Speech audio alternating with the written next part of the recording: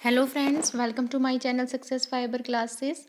तो हमने DSSB TGT natural science है उसके लिए एक इम्पोर्टेंट टॉपिक्स हैं वो उठाया था, जो कि ग्लैंड एंडोक्राइन ग्लैंड था। तो उससे आप DSSB एग्ज़ाम की चाहे प्रीवियस ईयर उठा के देख लो, उससे हर बार क्वेश्चन पूछा गया है। ठीक है, तो ये एक इम्पोर्टेंट टॉपिक है। तो ये बेसिकली जो टॉपिक हम कर रहे हैं, ये 10th 11th में जो ग्लैंड वाला चैप्टर आता है उसका कॉम्बिनेशन है। हैंड रिटन नोट्स हैं, बिल्कुल शॉर्ट नोट्स हैं।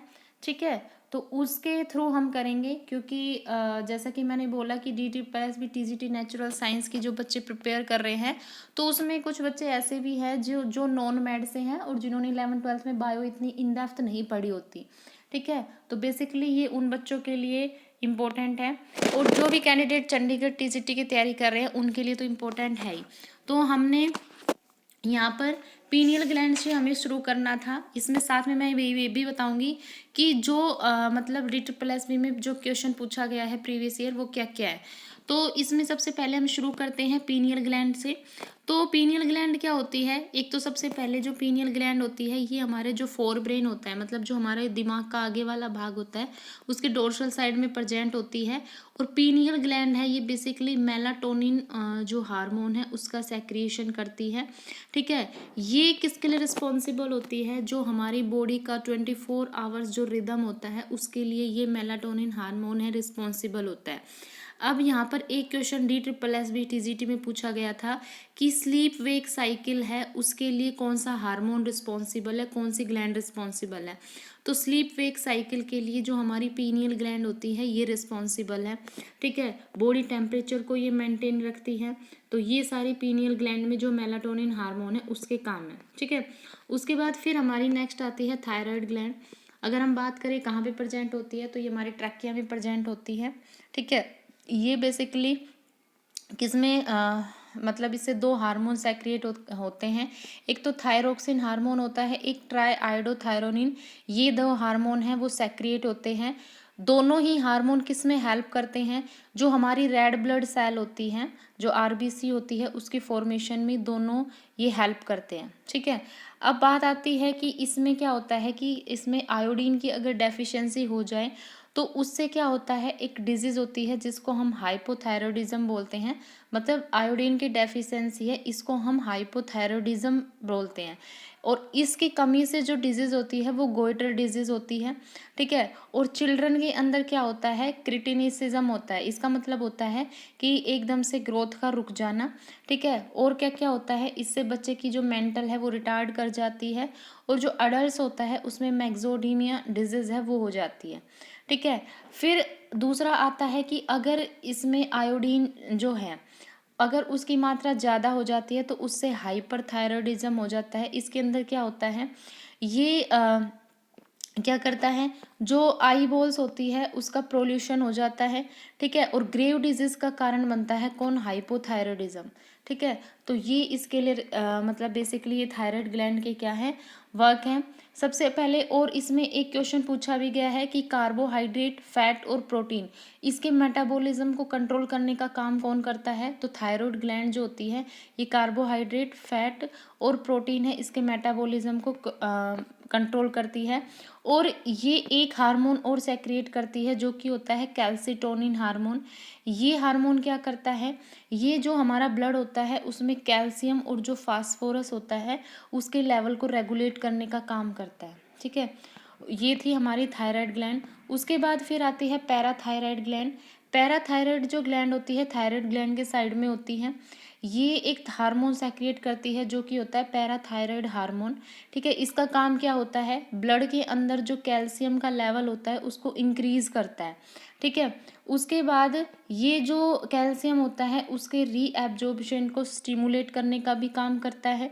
ठीक है, और जो पैराथायराइड हार्मोन होता है, जब ये ज़्यादा मात्रा में हो जाता है तो उसको हम बोलते हैं हाइपर कैल्सियमिक।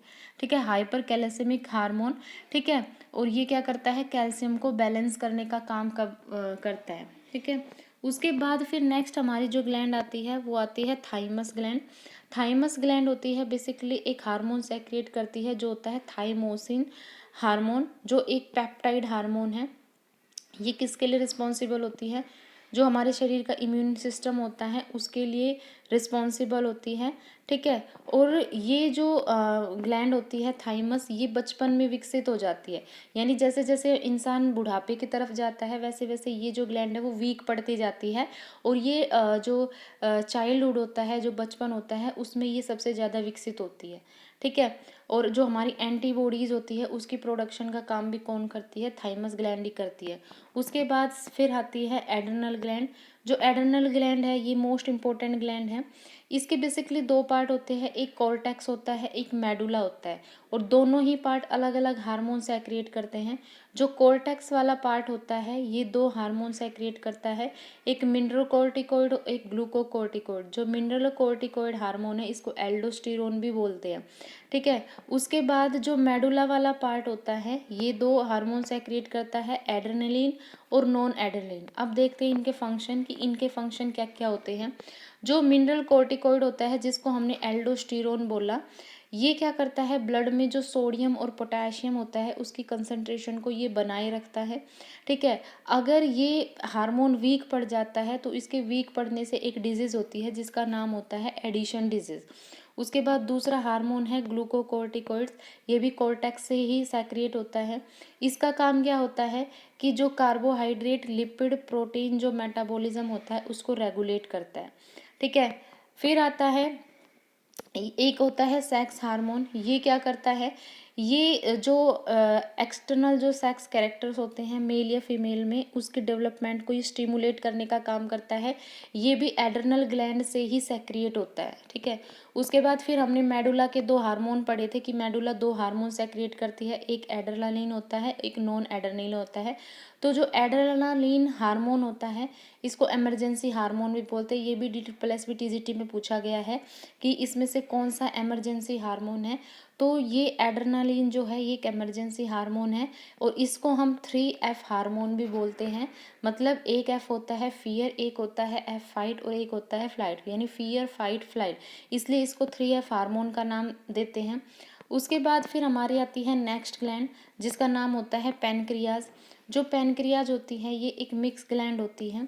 ये बेसिकली दो हार्मोन का सेक्रिएट करती है, एक अल्फा सेल और एक, मतलब इसमें क्या होता है, सेल के लैंग्रेंस होते हैं, समूह होते हैं, ठीक है। तो उसमें एक अल्फा सेल होती है और एक बीटा सेल होती है। जो अल्फा सेल होती है ये ग्लूकागोन हार्मोन सेक्रिएट करती है, और जो बीटा सेल होती है ये इंसुलिन हार्मोन को सेक्रिएट करती है, ठीक है। अब इनका काम क्या क्या होता है? जो ग्लूकागोन हार्मोन होता है ये तो क्या करता है? ब्लड में शुगर लेवल को इंक्रीज करने का काम करता है, ठीक है। और जो इंसुलिन होता है ये क्या करता है? जो ग्लूकोज है उसको जो ग्लूकोज है उसकी होम्योस्टेटिस में हेल्प करता है। होम्योस्टेटिस क्या होता है? मतलब जैसे जिस कंडीशन में है उसी कंडीशन में रखने में सहायता करता है, ठीक है। तो ये जो इंसुलिन हार्मोन जो होता है, अगर इसकी मतलब कमी हो जाती है तो इंसान में डायबिटीज़ जो रोग है वो हो जाता है, जिसको मधुमेह भी बोलते हैं, ठीक है। उसके बाद आता है टेस्टिस। जो टेस्टिस होती है ये दो हार्मोन सेक्रिएट करती है, एक एंड्रोजन और एक टेस्टोस्टेरोन। जो एंड्रोजन होता है ये तो क्या काम करता है? ये जो मेल सेक्स ऑर्गेन होते हैं उनके जैसे एपिडर्मिस हो गया, सेमिनल वेसल्स हो गया, यूरेथ्रा हो गया, इन सब को फंक्शन करने का, उनको इनके डेवलपमेंट को रेगुलेट करने का काम करता है। उसके बाद फिर आता है जो लास्ट हार्मोन होता है, सॉरी, जो लास्ट ग्लैंड होती है ओवरी ग्लैंड। ये दो हार्मोन सेक्रेट करती है, एक एस्ट्रोजन और एक प्रोगेस्ट्रोन, ठीक है। जो प्रोगेस्ट्रोन हार्मोन होता है ये मेमोरी ग्लैंड पर एक्ट करता है, ठीक है। और इसका काम क्या होता है? ये एक होता है कार्पस लुटिटियम, ठीक है।